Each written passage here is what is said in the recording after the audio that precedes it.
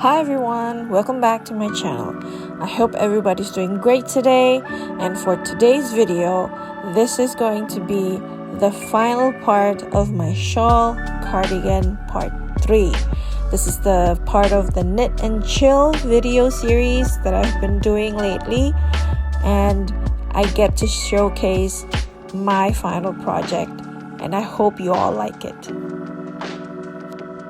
To be honest, this is the biggest project I've ever done for knitting in my entire life. This project took me about a year to finish because this is not a small garment. This is a big garment. This is an equivalent size for a XXL. So I'm quite surprised as well as the result. I'm so excited to show you, and I hope you can learn something from this video as well. It took me that long because I don't knit quite often. So whenever I have the time to knit, I would knit like a couple of rows or 4 or 5 rows. But then when I have to do something else, I just put it down and I don't continue the knitting straight away after I have to do some work or any errands. So that's why it took me so long to finish this garment.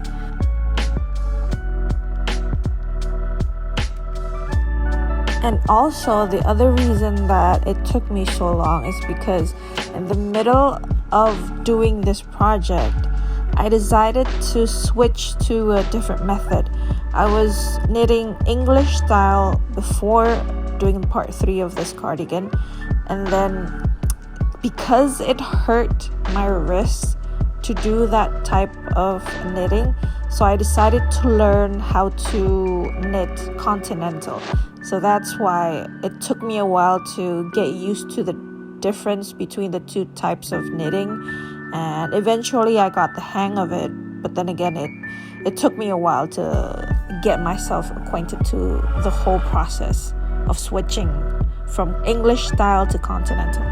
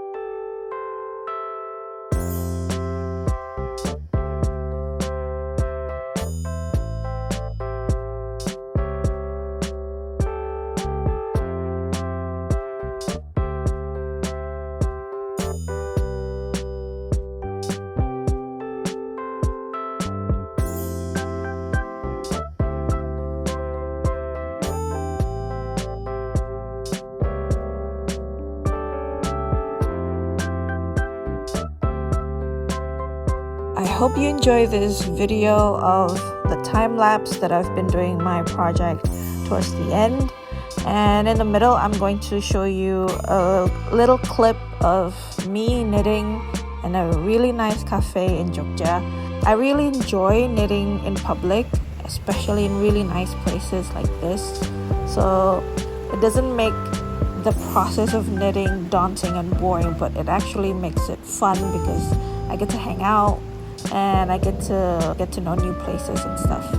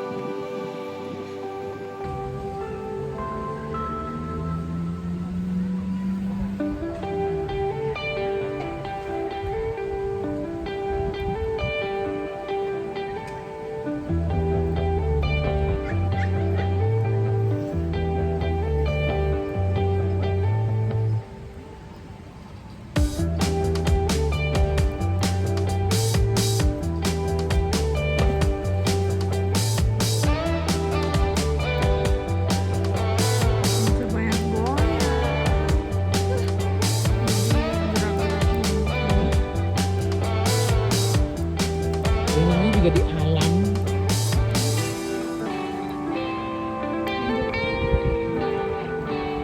Dia langsung jadi story.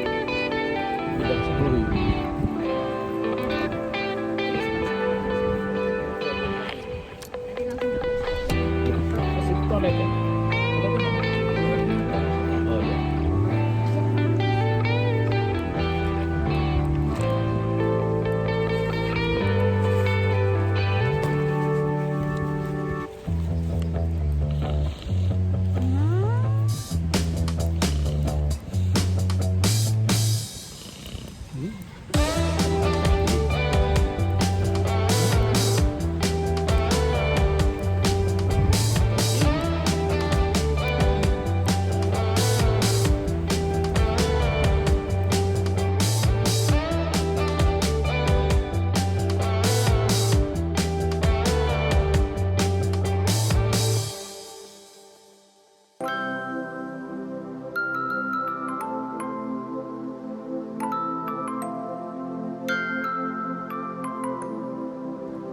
What I also like to do is bring my knitting along with me when I have to travel, so it makes the distance quite bearable, because I do go with my husband sometimes to tag along with him during his travels.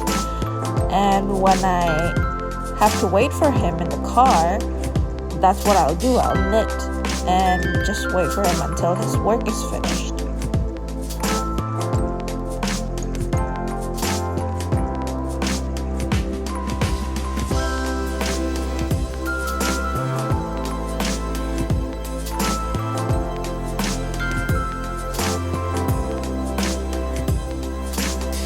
When binding off my projects, I usually tend to choose bind-offs that are quite stretchy so that it's not too constrictive during the end. It's not fun when you did all that work and then when you bind off, the bind-off is not stretchy. I really don't like it when that happens. In this project, I used an Icelandic bind-off so that it stretches better for the edges of my ribbing.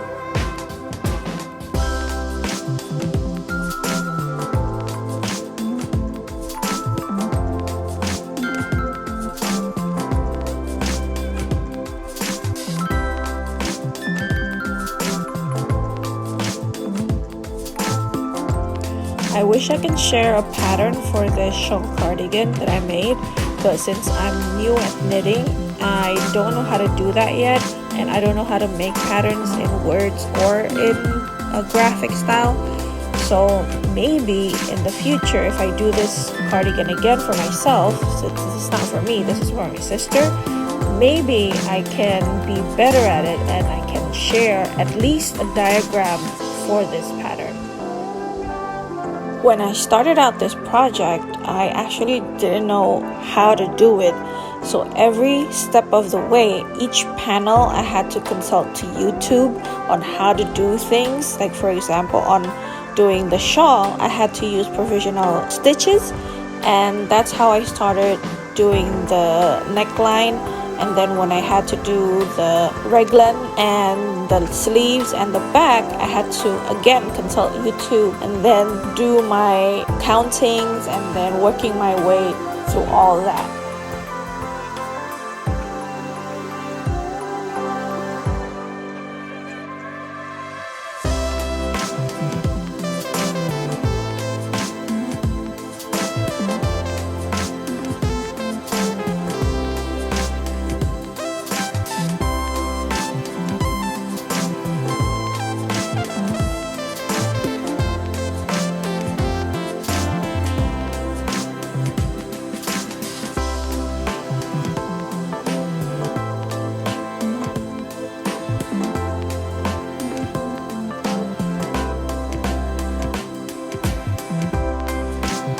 Also, since I'm not quite professional at knitting yet, so I opted to choose no decreasing in the sleeves. So I opted for a bishop sleeve. And when it's time to make the cuffs, that's when I'll do the decreases.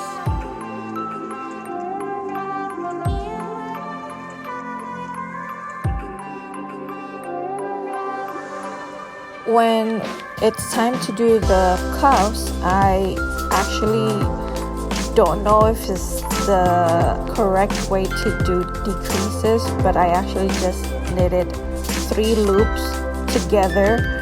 So that's how I decrease the amount of loops that are on the needle.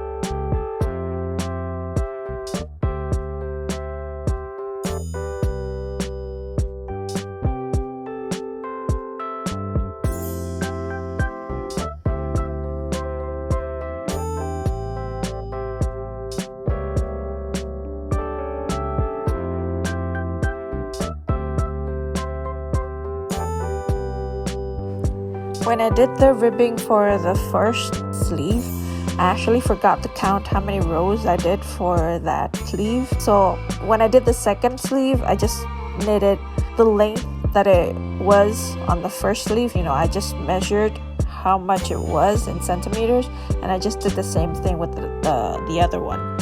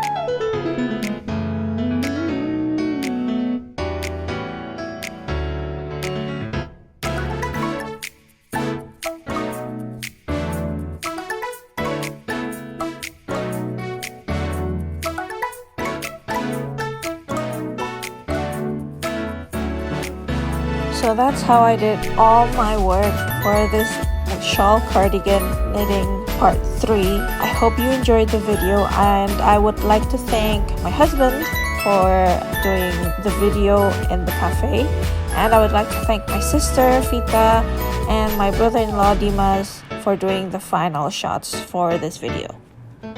I'll put their Instagram in the descriptions below, so if you can, please follow them. And as usual, please give a like, comment, and if you haven't already, subscribe to my channel. I do a lot of knitting, I do a lot of sewing, and also travel videos here on my channel. I hope to see you soon in my next video. Bye!